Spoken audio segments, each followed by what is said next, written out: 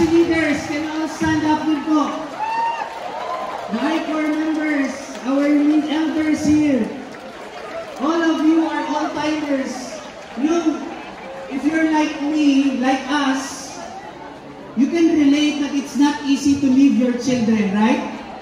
It's not easy to leave your business or your work to go out for leave, to travel all the way from different places to come here. Brothers and sisters, we continue to plead that we need your support, your love, and your care to our SFC brothers and sisters.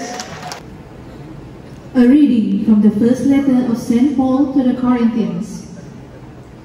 Brothers and sisters, if Christ is preached as raised from the dead, how can someone among you... Amen. A big round of applause for the Lord.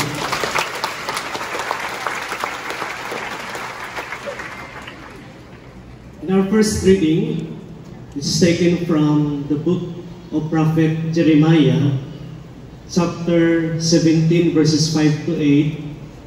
Yahweh, or God the Father, affirms His love for His creation as He likens or compares the wise persons, those who are considered blessed, those who are trustful to Him. No other than, yes, Ira Marie Magtaro. Where are you? Ira Marie Magtaro, will you please come? She's from Cavite. So, while we are waiting for Icon,